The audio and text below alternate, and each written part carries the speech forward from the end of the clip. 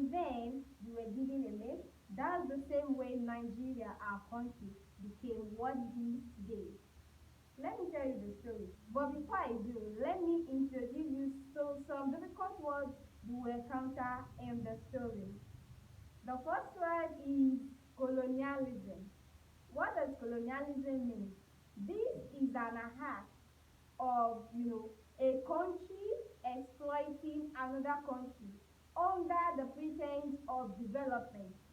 That is why we have colonial masters, which means those that came from their own country to another country to, colonize another country.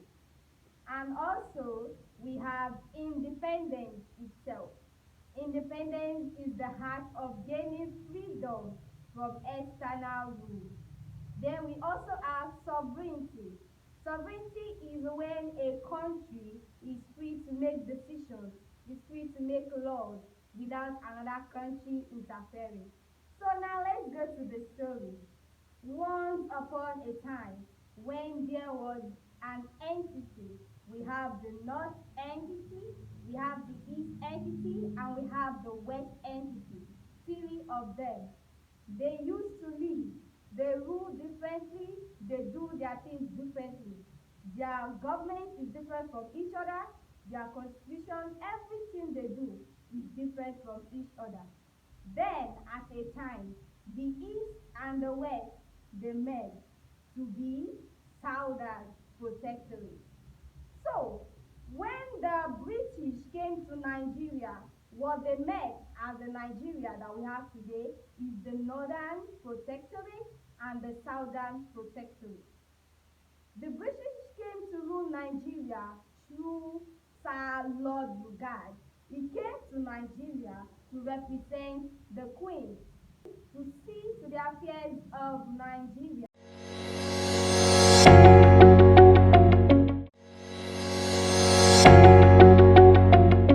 So, when Lord Lugard came and was told that this is the Northern Protectorate and this is the Southern Protectorate, he was like, why? But we are supposed to colonize the two. How are we going to do the two together? Then he started thinking. Then he got the idea. We call it the unholy marriage, which is also known as amalgamation. Amalgamation, it happened when the Northern Protectorate was joined together with the Southern Protectorate. So that was what he did. He amalgamated the Northern and the Southern Protectorate together. But then he had another problem. He asked himself another question. What name should I give this marriage? What name should I name this country? What name? What name? He couldn't find a name for his new marriage. But then there was a British journalist that came to Nigeria at that time, Flora Shaw, and he was there with him when he was in this dilemma. So she looked at him and said, since this is a Niger area, why don't we call this place Nigeria? So that was how Sir Lord Lugard named us Nigeria.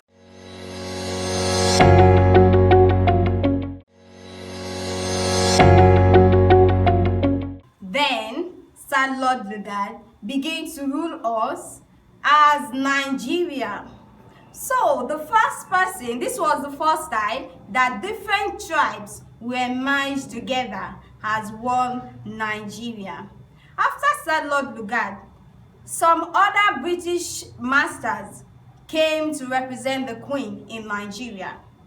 We have Sir Uj Clifford, we have Otto Richard, we have John Maferson, and we have Sir Lyttelton.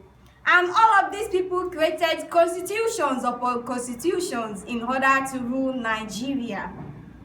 But then, in 1957, a Nigerian man with the name Anthony Enahoro moved the motion for self-government.